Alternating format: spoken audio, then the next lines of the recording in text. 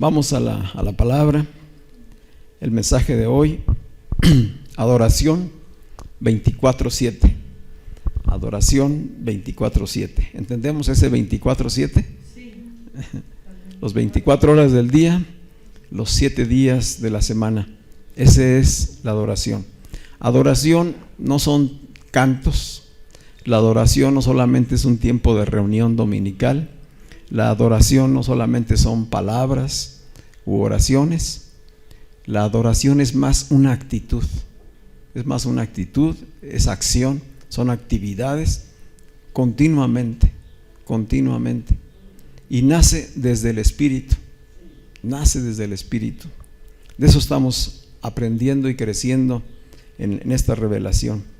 Yo me maravillo de que hoy estemos reflexionando, entendiendo, apreciando esta palabra que desde hace 2000 años está revelada. Desde hace 2000 años esta palabra sobre la verdadera adoración fue revelada y puesta en las Escrituras. Y uno se pregunta, ¿cómo es posible entonces que durante tantos cientos de años la humanidad siga en religiosidad?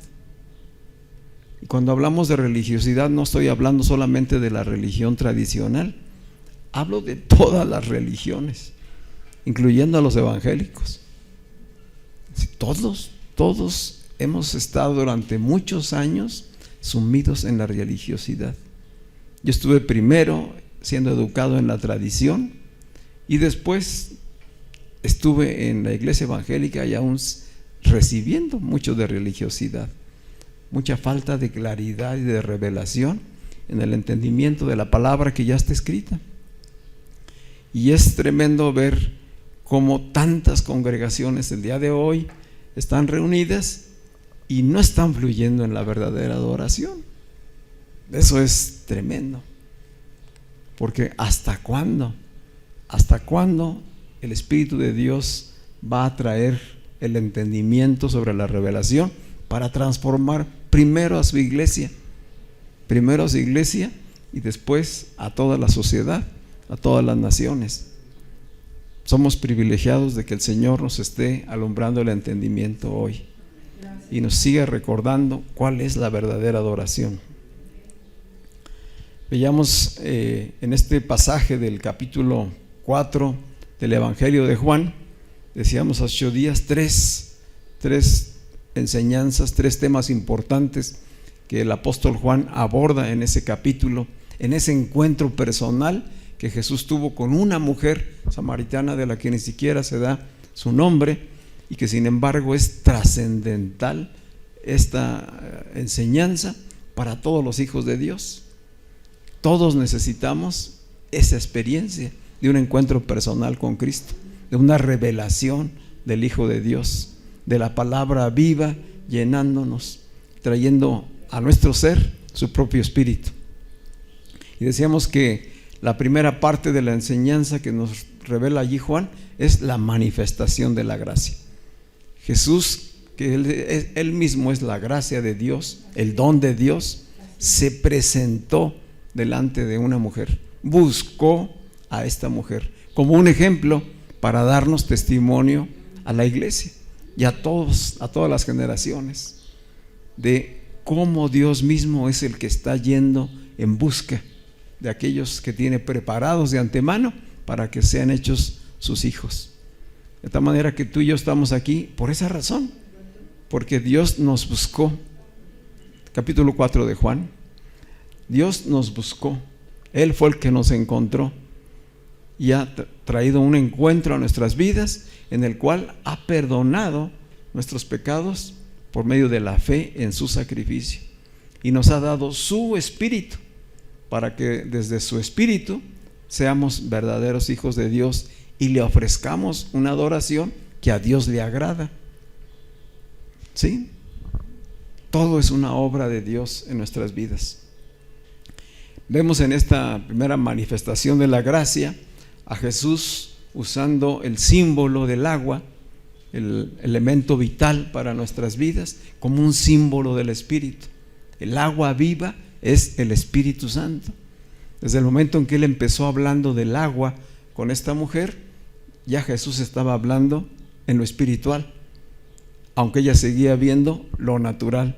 Ella tenía puestos los ojos en el agua física, la cual la había ido a buscar al mediodía, en pleno sol, a un pozo, y Jesús le estaba hablando del agua viva que da vida eterna, que satisface el vacío, que satisface la sequedad del corazón humano, para que pudiera ella estar plena y llena durante toda la vida. De eso está hablándole Jesús ahí en este pasaje, y es un cumplimiento de una promesa que ya Dios había hecho. En Isaías 44, versículos 2 y 3, Dios a través del profeta está señalando esta promesa a Israel, primeramente a su pueblo, y sabemos que después de su pueblo esta promesa es para todos los descendientes de Abraham, que son los que por la fe reciben todas las bendiciones en Cristo, ¿verdad? De tal manera que estas palabras en el presente continuo en el cual se mueve Dios son para nosotros, es para la iglesia de hoy, es para los que hoy pueden venir a salvación. Dice el versículo 2 y 3 de Isaías 44, el Señor que te hizo y que te ayuda. ¿Quién nos hizo? El Señor nos hizo y Él nos ayuda. Y Él dice: no tengas miedo, oh Jacob, siervo mío, mi amado Israel, mi elegido, pues derramaré agua para calmar tu sed y ríos en el sequedal para regar todos tus campos resecos. Derramaré mi espíritu sobre tus descendientes y mi bendición sobre tus hijos. Esa es la promesa. Y nuevamente aquí el profeta usa el paralelismo del simbolismo entre agua y Espíritu Santo, ¿verdad? Un agua que viene a derramarse para calmar la sed del que está sediento y para regar todo aquello que tiene sequedad, todo aquello que está desértico. Dice al final: derramaré mi espíritu sobre tus descendientes. ¿Quiénes son los descendientes desde Abraham? Los de la fe. Ahí nos alcanza a nosotros. Dice: y derramaré mi bendición sobre tus hijos. ¿Tomamos esa promesa? La bendición es para el pueblo de Dios, que se extiende a la iglesia en Cristo y en Él a todos los descendientes, incluyendo a nuestros hijos, a nuestros descendientes. ¿Cuál es la promesa? Derramar su Espíritu Santo en nuestras vidas. Eso está sucediendo el día de hoy, y eso es lo que podemos pedirle al Señor. Los que ya tenemos el Espíritu en nosotros, cuando cantamos derrama de tu Espíritu, ya no lo estamos pidiendo para nosotros, porque ya lo tenemos. ¿Para quién lo estamos pidiendo? Para los que no lo tienen, para que toda esta sequedad que se manifiesta en conflictos, en escasez, en violencia, en inseguridad, etcétera, enfermedad, muerte, etcétera, sea cubierto, ¿sí? Así como las aguas cubren la faz, dice la palabra, ¿verdad? Que así sea cubierto. Entonces sí podemos expresarle a Dios con cantos, con oraciones: derrama de tu Espíritu, específicamente con entendimiento en donde hay sequedad, para que el Espíritu sea quien renueve, quien dé vida. Exactamente. ¿Qué mayor bendición que esta podemos recibir? No hay ninguna otra. Si tenemos la bendición de su Espíritu, lo tenemos todo, ¿sí? Porque con Él viene la añadidura. Teniendo el Espíritu de Dios, entonces viene la añadidura. Por eso le dijo Jesús a la mujer samaritana, ahí en el versículo 10, el 4:10 y hasta el 15: si conocieras el don de Dios, si conocieras el regalo de Dios, que es esta promesa de Isaías 44, si conocieras quién es el que te dice dame de beber, entonces tú le pedirías a Él y Él te daría agua viva. ¿Qué dice Jesús que se necesita? que se le pida. Si sabemos quién es Él, si sabemos cuál es el don de Dios, ¿qué tenemos que hacer? Pedirle el agua viva. ¿Sí? Si en algún momento nos sentimos vacíos, secos, si aquellos que nos escuchan que no han recibido todavía un encuentro, la llenura del Espíritu de Dios, es la oportunidad de poderle pedir. Dice, tú le pedirías y Él te daría agua viva. Y el que beba del agua que yo le daré, no tendrá sed jamás. Dice, más bien el agua que yo le daré será en él una fuente de agua que fluya para vida eterna. Y la mujer le dijo, Señor, dame de esa agua. Esta es la respuesta. Esto es lo que Jesús buscaba. Y eso sigue buscando el día de hoy. Que escuchando el mensaje del Evangelio, que escuchando y conociendo lo que es el regalo de Dios y quién es el único que puede suministrar el Espíritu a los sedientos, se le pida. ¿Sí? Sí.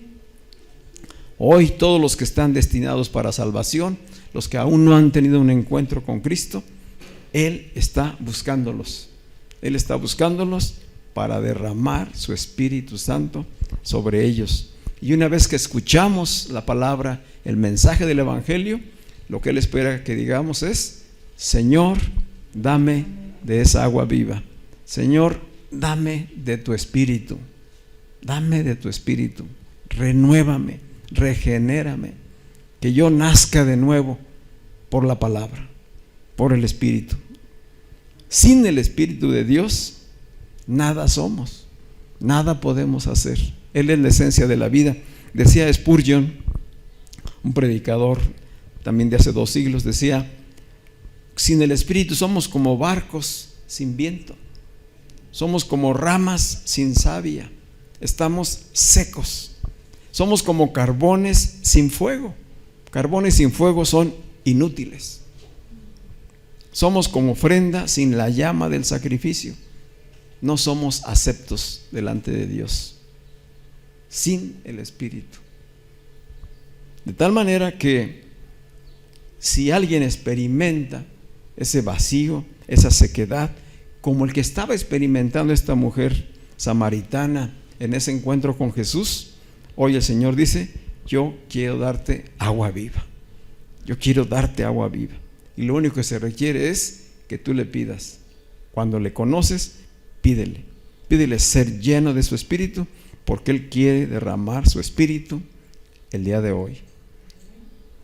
Cuando Él estuvo predicando, ahí en Juan capítulo 7, dice que al terminar la fiesta, las celebraciones de la fiesta de tabernáculos, Jesús dijo, si alguno tiene sed, venga a mí y beba. Venga a mí y beba. Del que cree en mí, del interior correrán ríos de agua viva.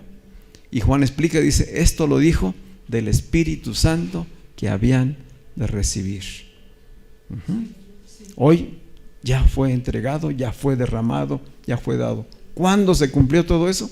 Ya hemos dicho, el día de Pentecostés. Y desde ese día hasta la fecha, hoy sigue derramando su Espíritu Santo. ¿Qué necesitamos? Pedirlo. Dijo Lucas en el Evangelio de Lucas capítulo 11, versículo 13, pues si ustedes que son malos saben dar buenas cosas a sus hijos, está hablando a los padres naturales, cuánto más su Padre Celestial dará el Espíritu Santo a quienes se lo pidan. Y aquí hago un paréntesis. Yo creo que es una oportunidad no solamente para nosotros, los que estamos aquí hoy reunidos, sino para los que nos ven a través de las redes sociales, a través de nuestro canal. El mensaje llega a muchas personas. Y yo quisiera en este momento abrir esta pausa para dar oportunidad a que si alguien que nos está viendo, que nos escuchará, no ha experimentado un encuentro personal con Cristo, pueda hoy tenerlo. Y que nosotros podamos ser llenos de su Espíritu por la palabra que estamos recibiendo. Amén. Así que vamos a hacer una oración y vamos a invitarles a los que están aquí presentes y a los que nos ven a través del video para que haya este momento de encuentro como el que tuvo Jesús con la mujer samaritana. Amén. ¿Qué se requiere? Decir, poderle confesar a Dios. Decir, reconozco mi sequedad, reconozco mi vacío, sé que nada lo ha podido llenar, que quizá mucho tiempo he ido a buscar al pozo el agua física, pero nunca he saciado mi sed. Y hablo simbólicamente. Pudiste haber estado yendo mucho tiempo a un lugar, a tener solamente religión, a tener prácticas rituales y salir igual de vacío siempre. Y hoy el Señor dice, yo quiero llenar tu corazón con mi espíritu. ¿Qué se necesita? Solamente, como dice aquí la Escritura, pedírselo. Dame del agua viva que es tu Espíritu Santo. Perdona todos mis pecados. Yo reconozco que he fallado muchas veces y que necesito ser limpiado, purificado por la sangre del sacrificio que ya fue derramada en el Calvario hace 2000 años. Y podemos decirle, gracias por perdonarme, gracias por limpiarme, porque es una promesa dada y cumplida. Y gracias por darme tu Espíritu Santo. Yo te pido que Él venga a habitar, a morar en mí, para hacerme verdadero hijo o hija de Dios. Amén. En el nombre de Jesús. La segunda parte de el segundo tema que desarrolla allí en el capítulo 4 del Evangelio de Juan, decíamos que hablaba de la verdadera adoración, de lo que hoy estamos platicando, ¿verdad?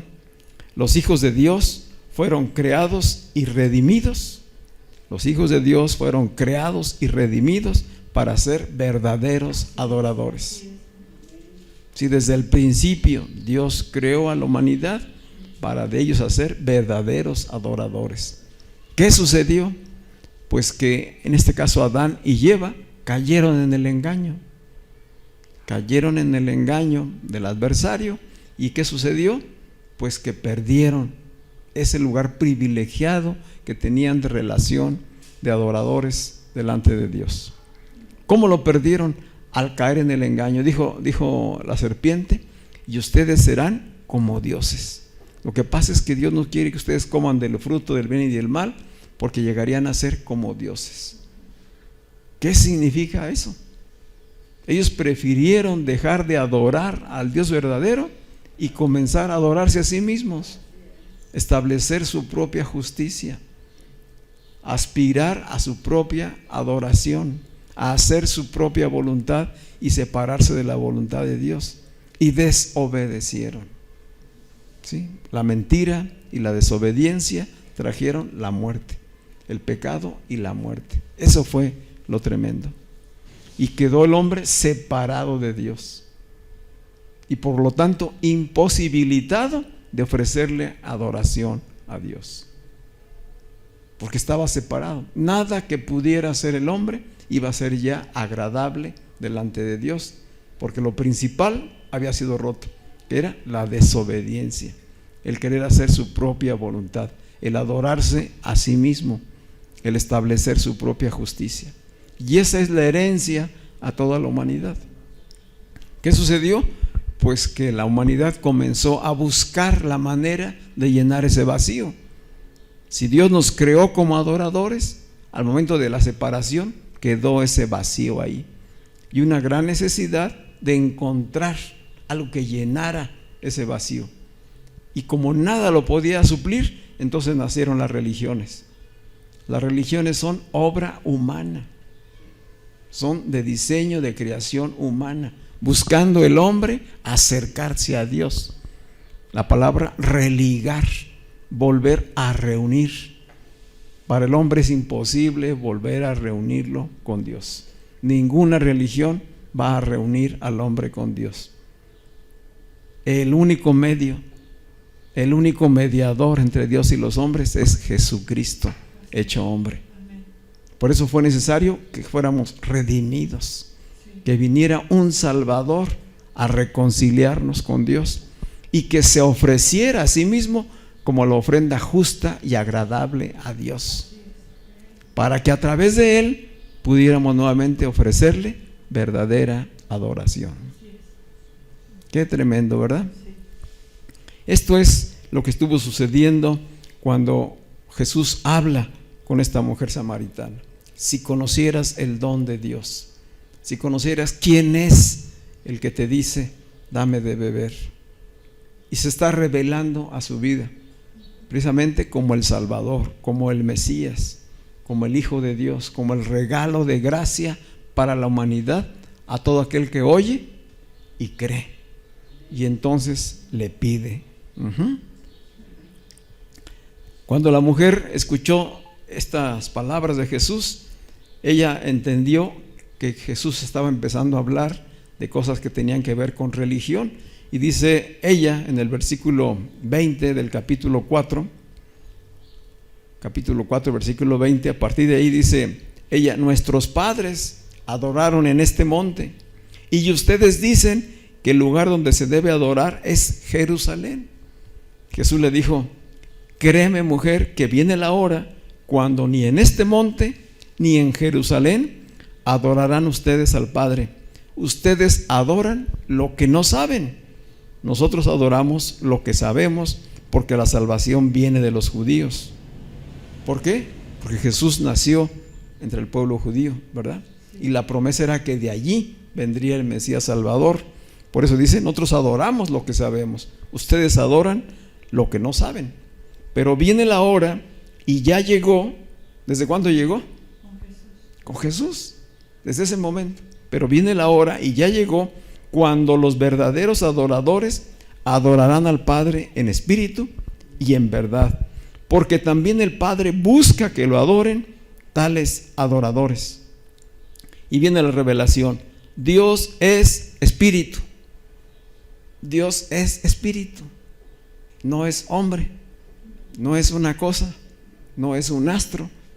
Dios es espíritu, y es necesario que los que lo adoren en espíritu y en verdad. Dijo la mujer en ese momento, cuando ya le estaba dando toda una enseñanza, Jesús le estaba mostrando la revelación. Dice ella: bueno, yo sé que el Mesías, llamado el Cristo, ha de venir. Así como diciendo: pues no vas a ser tú quien me va a enseñar, yo sé que el Mesías vendrá. Cuando Él venga, nos explicará todas las cosas. ¿Qué le dijo Jesús? Versículo 26: yo soy el que habla contigo. Qué tremendo. Y qué privilegio de esta mujer. Si ustedes ven la escritura, este es creo que fue de las pocas, o si no es la única ocasión en que así, de manera directa y personal, Jesús se revela y dice con toda claridad: yo soy el Mesías. Yo soy. Qué impacto para esta mujer. ¿Qué está diciéndole Jesús a esta mujer? ¿Y qué nos dice hoy a la iglesia? Que la adoración no se trata de un lugar, no es aquí ni es allá, no se trata de algo externo, no es un asunto de religión.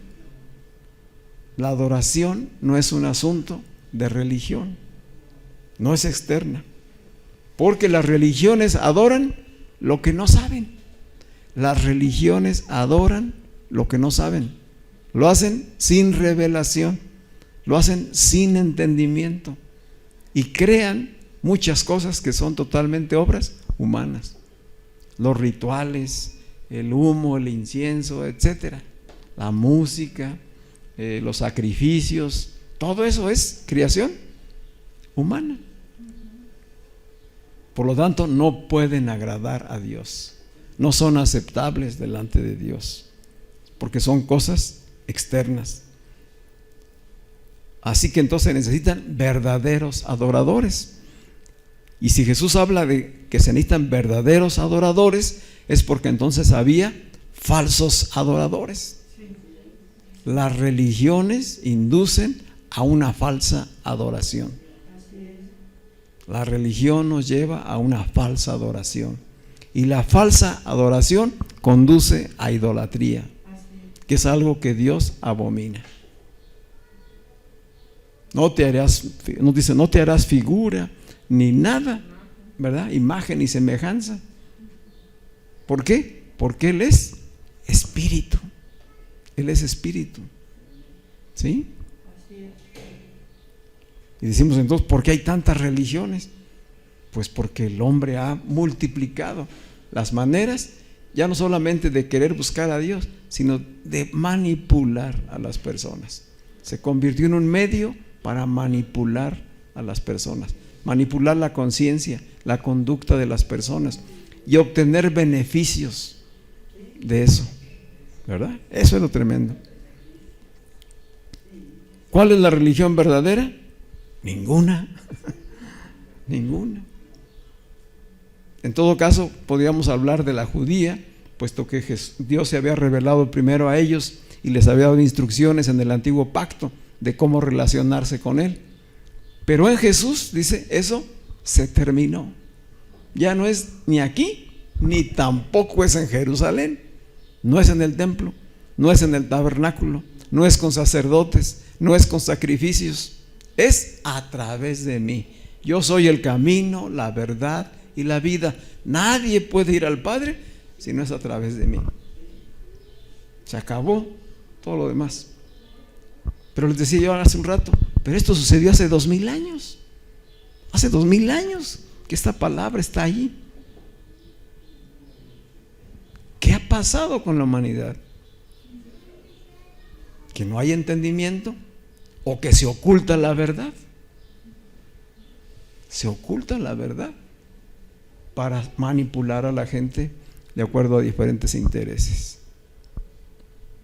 Y hoy no alcanzamos a ver todavía a que las multitudes caminen en la verdad. Hay miles de gentes hoy congregadas, hoy buscando alabar y adorar al Señor. Pero ¿cuántos allí serán verdaderos adoradores en espíritu y en verdad? Esa debía ser la preocupación y debe ser la preocupación de quienes estamos al frente de una congregación. Que verdaderamente haya nacidos de nuevo, que en espíritu y en verdad adoren y alaben al Señor. Y que entonces los cantos y todo lo que hagamos sea con entendimiento, sea con revelación y nazca desde el espíritu. ¿Sí? ¿Quiénes son pues hoy los verdaderos adoradores? Dijo Jesús, los que adoran en espíritu y en verdad. Solamente los que tienen el espíritu y con conocimiento y entendimiento de la palabra revelada. Esos son los verdaderos adoradores. Porque Dios es espíritu. ¿Qué significa que Dios es espíritu? Que Dios es invisible, que es infinito, sin principio y sin fin, que Él es autoexistente, Él es la vida increada, nadie lo creó. Él es la vida increada, la esencia de la vida, y en Él reside el poder para crear todo lo que existe, lo que vemos y aún lo que no vemos. Él es el creador del universo eterno, entero. Él es el Padre de los espíritus.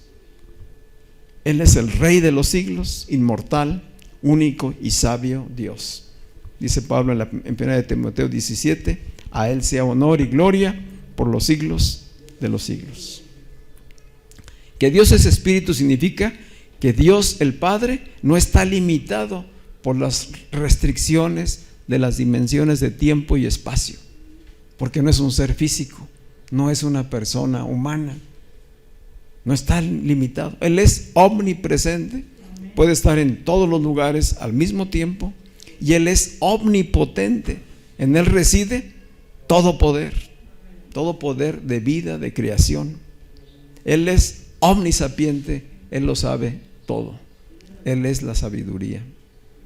Eso es lo que está diciendo Jesús cuando habla y dice, Dios es espíritu. Si Él es todo lo que acabo de decir, ¿cómo vamos a acercarnos a un Dios desde nuestra humanidad?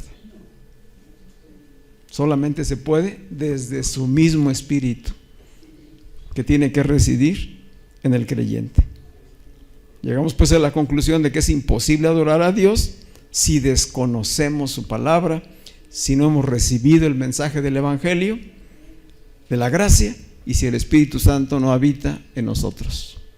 ¿Qué se necesita? Haber escuchado el mensaje del Evangelio de la gracia, haber recibido su palabra y su Espíritu que esté morando en cada uno de nosotros. Así que la verdadera adoración se origina en el Espíritu.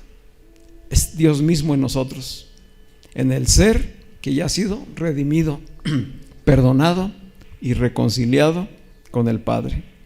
La verdadera adoración es dirigida desde el interior del ser, y allí nace y permanece. Nace y permanece en el Espíritu, y incluye la adoración, que es toda actitud, toda acción, toda actividad que realicemos con el pensamiento enfocado en Dios, y también los cantos, la alabanza, la oración que agrada a Dios. Todo nace desde ahí, desde el Espíritu, y por lo tanto se puede ofrecer en todo lugar, las 24 horas, los 7 días de la semana. Es una adoración 24/7. ¿Sí? Fuimos llamados a una adoración 24/7. Si el Espíritu está en nuestro interior, entonces ¿qué necesitamos? Ser llenos. Decíamos hace unos días, ¿verdad? Si ya está el Espíritu en nosotros, ¿qué necesitamos? Ser llenos. Que el Espíritu que nos habita llene nuestras almas y dirija nuestros cuerpos para darle gloria en todo a Dios. Así que la revelación que nos deja Juan en este pasaje, pues es que Jesús, el Hijo de Dios, el Mesías, vino a buscar. ¿A quiénes? A los que estaban perdidos, extraviados, destituidos, dice la palabra. Estábamos destituidos, separados totalmente de Dios. Entonces Él vino a buscar a esos adoradores. Él vino a buscar a los adoradores. Él vino a mostrar el camino de la verdadera adoración. ¿Cómo se lleva a cabo la verdadera adoración? A través del carácter de Cristo y de su estilo de vida. Si nosotros queremos ver cómo se conduce un verdadero adorador en espíritu y en verdad, tenemos el modelo de Jesucristo. Cómo se condujo Él en obediencia al Padre, dando gloria en todo momento, ¿verdad?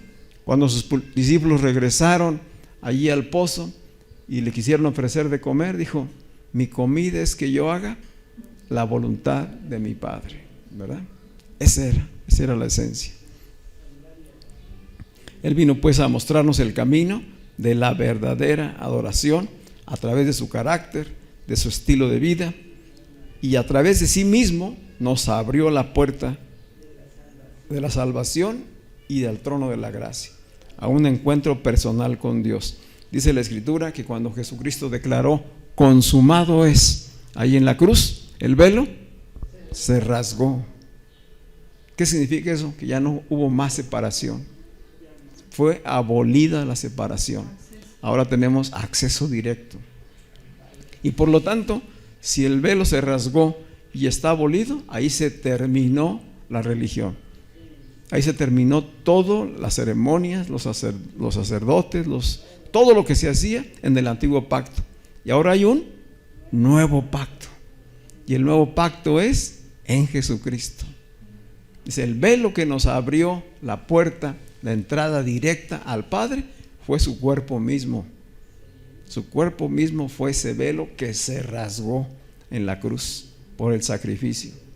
Y todo aquel que cree en Él entra a la presencia de Dios, y Dios viene a su ser, haciéndolo templo de su espíritu y por lo tanto morada permanente, ¿verdad? Donde quiera que esté.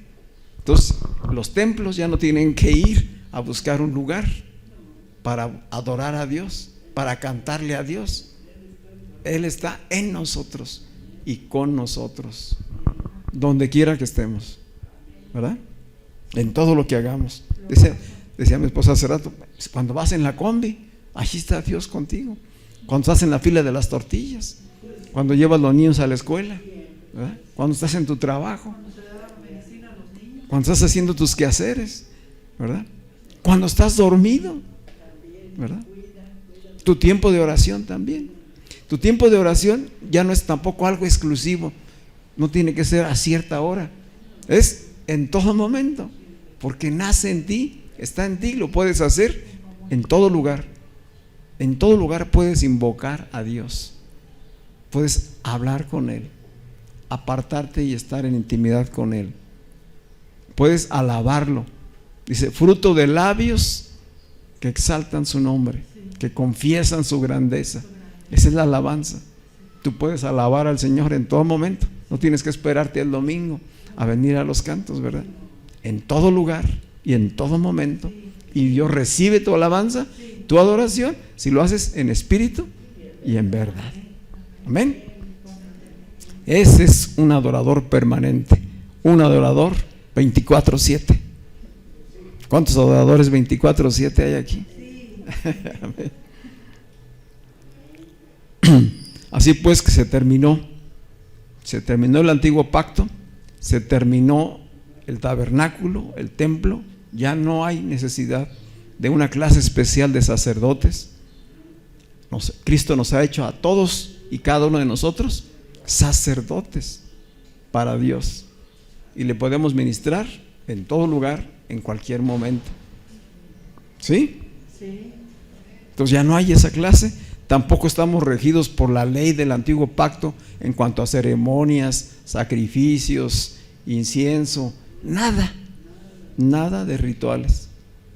No estoy diciendo que no podamos tener cantos, adoración, no, lo podemos hacer, pero ya en el entendimiento de que Cristo está en nosotros, que la adoración nace del propio Espíritu y del Espíritu que nos ha reunido como un cuerpo, ¿verdad? En el nuevo pacto somos transformados en verdaderos adoradores que adoran en espíritu y en verdad. Y entonces ahora la adoración se expresa a Dios las 24 horas del día y los 7 días de la semana. Y esta adoración que nace desde el espíritu, desde nuestro ser interior, se manifiesta en todas las cosas que hacemos, en todas las esferas. Es decir, en todo momento, mientras mantengamos el enfoque de nuestra mente en Dios, le estamos adorando. Le adoras con tu trabajo, le adoras con tus pensamientos, le adoras con tus palabras, con tus actividades, con tus acciones, en todo lugar. No tiene que ser cierta ceremonia con ciertos rituales, es todo enfocado en Él. Cuando nuestras mentes están enfocadas en la preocupación, en los afanes, en las dificultades de la vida, ¿qué está sucediendo? Hicimos a un lado la adoración. No pueden permanecer las dos cosas en nuestra mente. O adoramos a Dios o ponemos en primer lugar otras circunstancias y cosas.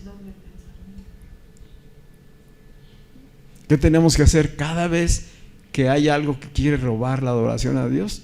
Regresar al punto de enfoque. Dios es mi proveedor, Dios es mi sanador, Dios es mi libertador, y Él está en mí y confío en Él. Él es mi fortaleza, ¿sí? Y enfocamos nuestros pensamientos para no darle lugar a la preocupación, a la ansiedad, ¿sí? A las cosas que nos apartan de la verdadera adoración. Entonces la adoración influencia todas las áreas de nuestra vida. No se trata solamente de cantos, no se trata solamente de momentos especiales, es 24 horas o 7 días de la semana, toda nuestra vida dedicada a Él. El apóstol Pablo describe lo que es la verdadera adoración allí en Romanos 12, ¿verdad? Cuando él dice: ofreced vuestros cuerpos en sacrificio vivo, santo y agradable a Dios, que es vuestro culto racional. Esa es nuestra verdadera adoración. Esa es nuestra adoración en espíritu y en verdad. Nos ofrecemos a Él, es decir, nos enfocamos, permanecemos en lo que Dios ha hablado en nuestras vidas, en sus promesas y en todo lo que Él está haciendo en nuestras vidas. Así que esto fue lo que recibió la mujer samaritana, una revelación poderosa. Conoció a Jesús, la fuente de agua viva, es decir, la fuente donde proviene el Espíritu. Conoció al profeta anunciado por Moisés. Moisés había dicho ahí en Deuteronomio 18:15, cuando Dios les levante de entre ustedes a un profeta como yo, a él oíd. ¿Quién fue Jesús? Pues un profeta superior a Moisés. Y ahí se estaba presentando delante de esta mujer. Y también le presenta al Mesías Salvador cuando le dice: yo soy. Una revelación completa para ella. Esta revelación transformó a la mujer samaritana de una mujer dolida, muy sufriente, marginada, señalada, condenada, una mujer que tenía que ir a una hora en que nadie iba a sacar agua al pozo para que no la vieran, para que no la juzgaran. En ese momento fue libre de todo eso. Tuvo la revelación, tuvo el entendimiento, transformó su vida. La revelación y el entendimiento de la palabra revelada transforma nuestras vidas y nos hace verdaderos adoradores. Esa es la clave, ¿verdad? ¿Y qué sucedió cuando esta mujer entendió todo esto? Dice que regresaron los discípulos, ¿verdad? Comenzaron ahí a conversar con Jesús, y ella aprovechó ese momento para dejar el cántaro e irse. Qué significativo que haya dejado el cántaro con el que iba todos los días a sacar agua del pozo. ¿Por qué lo dejó ahí? Ya era más importante lo que ella llevaba dentro. Ella llevaba dentro el agua de vida, llevaba el Espíritu con ella, llevaba la revelación, y ese fuego que traía ella la impulsó a ir a la ciudad a la que pertenecía ella, Siquem, y decir: vengan y vean, vengan y vean, hay un hombre que es posible que sea el Cristo.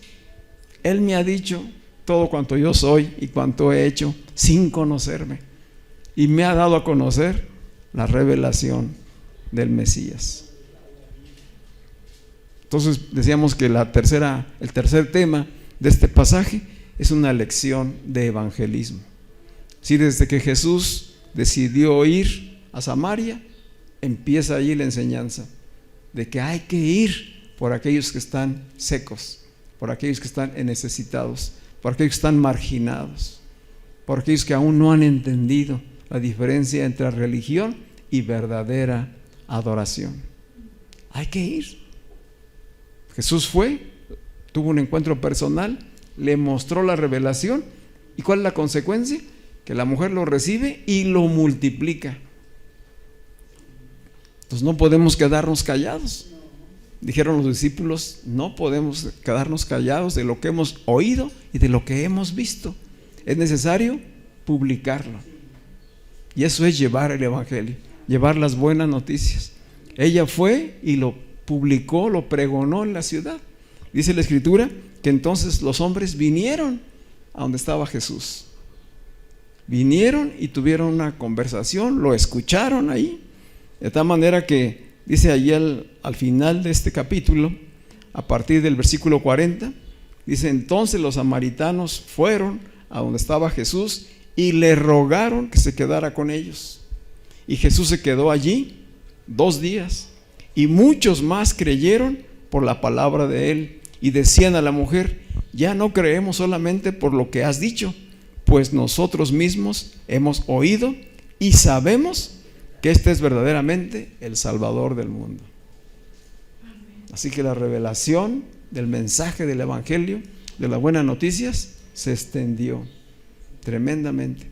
A eso había ido Jesús, por eso le era necesario pasar por Samaria, que justamente aquel pueblo, aquellas gentes a las que los judíos aborrecían, con las que no tenían trato, a ellos precisamente, a los marginados, a los ignorantes, a los empobrecidos, a los secos, a esos vino el Señor. porque Él no vino a salvar a los buenos, a los sanos. Él vino a curar a los enfermos. Él vino a salvar a los que estaban condenados, enjuiciados. Y aquí se cumple la palabra, ¿verdad? Y entonces nos deja enseñanza a nosotros, que si hoy tenemos la revelación y el entendimiento y somos verdaderos adoradores, parte fundamental de nuestra adoración es llevar el mensaje. Llevar el mensaje. ¿Sí? Cuando Jesús habla con sus discípulos, tiene una conversación ahí con ellos, me regreso un poquito atrás, dice que ellos se maravillaron de encontrarlo ahí platicando con la mujer samaritana, y entonces comienzan a tener un diálogo ahí con Jesús, y Jesús les dice que su principal satisfacción y lo que llenaba todas sus necesidades era hacer la voluntad de su Padre, que ese era realmente su hambre y ese era su alimento, hacer la voluntad, obedecer. Dice, terminar la obra que el Padre me encomendó. ¿Cuál era esa obra? Revelarse al mundo y reconciliar al hombre con Dios. Eso era. Así que Jesús les dice, miren, ya no hay más nada que esperar. Ya todo está listo para propagar el reino de Dios en la tierra. Levanten sus ojos y vean que los campos están blancos, listos para la siega.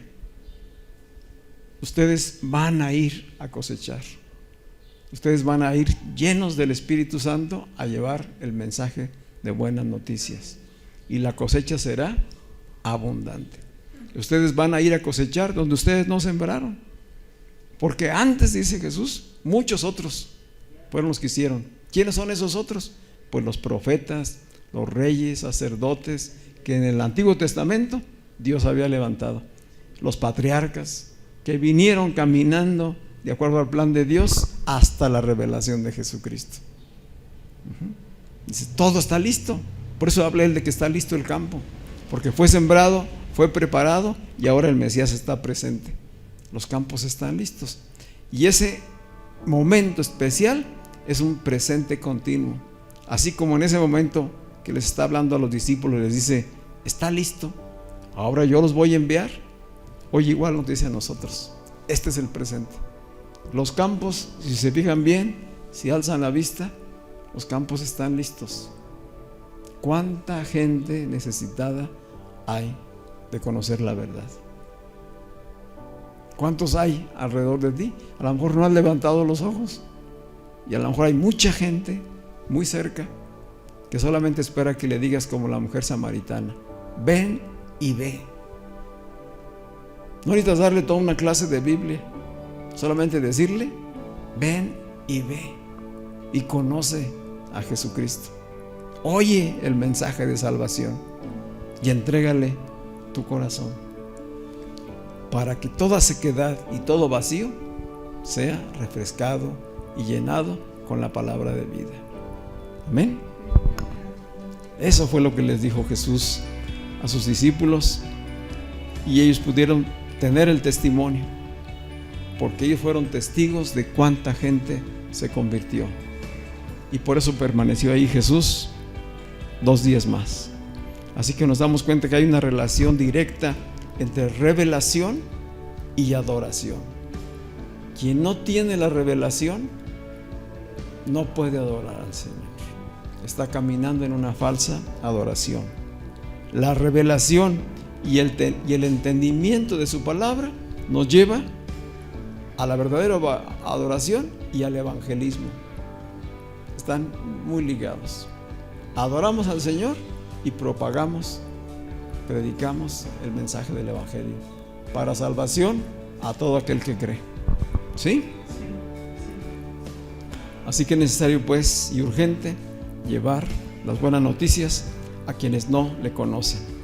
Es necesario dar a conocer el evangelio, mostrarles al único mediador entre Dios y los hombres, al único Salvador del mundo, que es Jesucristo, nuestro Señor y nuestro Salvador. Vamos a estar de pie.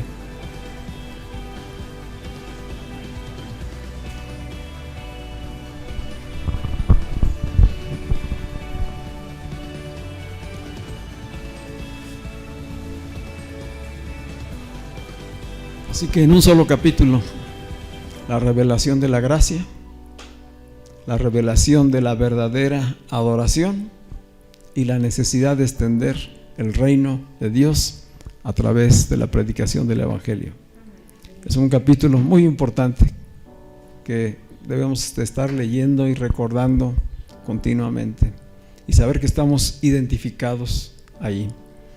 Les decía, porque esta mujer de la que se habla ahí es figura de la iglesia, es figura de la iglesia de Cristo, Cristo viniendo a buscarla, a redimirla para transformarla en verdaderos adoradores y hacerlos enviados, evangelistas que vayan y prediquen el reino de Dios, y entonces el reino se extienda y se multiplique. Amén. Padre, te damos gracias por tu palabra, gracias por el evangelio de nuestra salvación. Gracias, Señor, porque somos privilegiados de poder conocer tu palabra, de poder tener la revelación, no solamente escrita, sino también ya en nuestras mentes y corazones, Señor. Gracias porque con tu palabra hoy estás edificando nuestras almas, Señor, para que todo aquello que eran fundamentos, que eran cosas que se habían levantado en nuestro ser, falsas y contrarias incluso a tus propósitos y a tu voluntad, ahora sean quitadas y puesto un nuevo fundamento que es Cristo en nosotros, Señor. Gracias por tu Espíritu que hoy vive en cada uno de nosotros, Señor. Padre, hoy te decimos, queremos estar abiertos, sensibles a la voz de tu Espíritu que está en cada uno de nosotros, Señor. Queremos, impulsados por tu Espíritu, poder levantar los ojos y darnos cuenta de cuánta necesidad, cuántas personas están a nuestro alrededor necesitando conocer la palabra de vida, Señor. Padre, ayúdanos a movernos con esa misma presteza, con esa diligencia, Señor, con ese ardor que lo hizo la mujer samaritana, y que simplemente vayamos en tu nombre con el fuego de tu Espíritu y digamos: ven y ve, conoce al Señor, conoce su palabra, porque Él te llenará, Él saciará tu sed, Él refrescará todo tu ser. Él será quien te guíe a una verdadera adoración, a una verdadera y correcta relación con Dios, a hacer aquello que a Él le agrada en todo momento y a todos los días. Gracias te damos, Señor.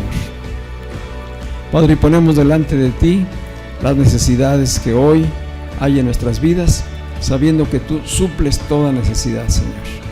Que si te tenemos a ti, lo tenemos todo, Señor. Afírmanos en estas promesas, afírmanos en tu verdad, Señor, y que confiemos en que toda necesidad y toda circunstancia en ti está suplida, Señor. Esto hoy lo oramos, Señor, en el nombre de Jesús. Amén. Amén.